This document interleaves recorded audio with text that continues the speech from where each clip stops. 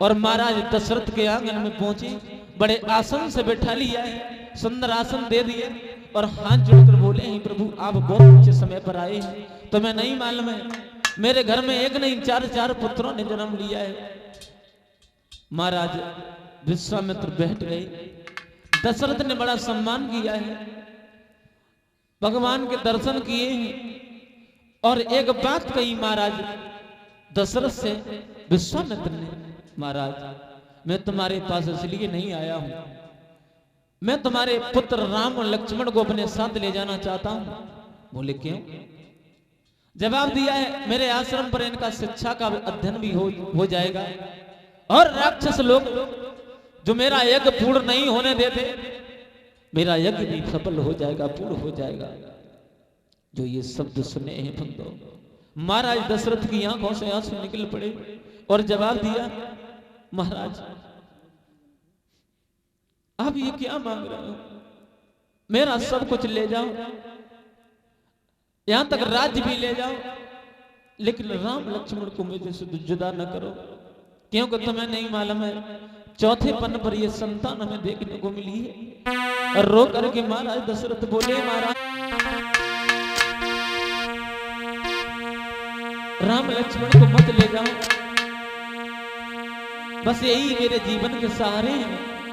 और दशरथ बोले कि मेरे जीवन के दोनों और सहारे न मानो, अरे अब मांग लो जी मांग लो,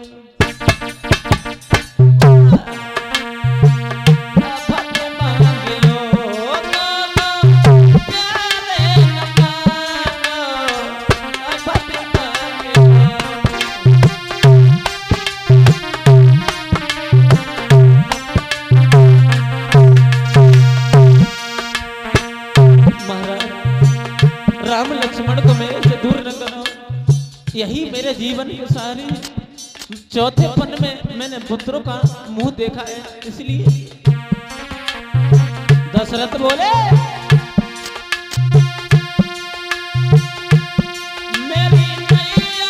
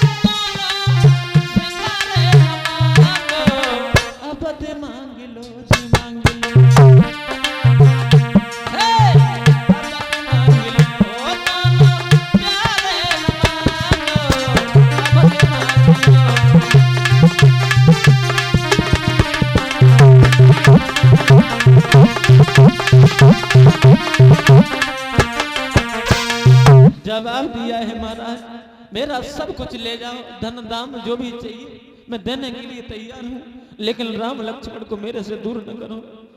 ये शब्द सुनने के मार विश्वामित्र समझाने लगे हैं महाराज दशरथ, भला इनकी शिक्षा का अध्ययन भी हो जाएगा और मेरी मजबूरी मैं इन्हें लेके जाऊंगा। जब हट करने लगे हैं, वचन दिया है महाराज दशरथ को कि महाराज मैं तुम्हारे 2 पुत्रों को ले जा रहा हूं और समय आने के बाद इन दोनों को सिंगल नहीं जोड़ा के साथ ही तुझे विदा करूंगा। ये वचन दिया और वचन देने के बाद महाराज दशरथ के दोनों पुत्रों को लेकर चले।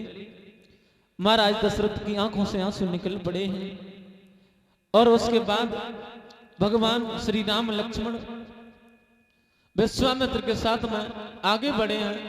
उस वन में गुरु के आश्रम पर जब पहुंचे हैं तो सबसे पहले राम के बाण का शिकार ताड़का नाम की राक्षसी हुई है। ताड़का को मारा है।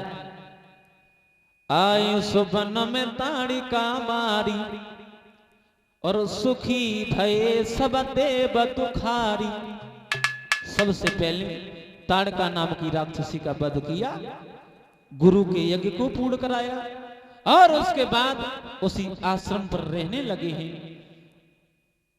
भगवान श्री राम और लक्ष्मण। सुखदेव भगवान कहते हैं, हे राजन परीक्षित, इधर धीरे धीरे समय व्यतीत हुआ है। जनकपुर में एक राजा जनक हुए और इनके यहां एक पुत्री हुई जिन्हें घड़े से प्राप्त हुई थी, जिसका नाम सीता था, सीता। और जनक की घर में जो पुत्री थी जिसका नाम सीता था, इस सीता जो एक बार सूखा पड़ने के बाद महाराज दशरथ ने और रानी ने दोनों ने मिलकर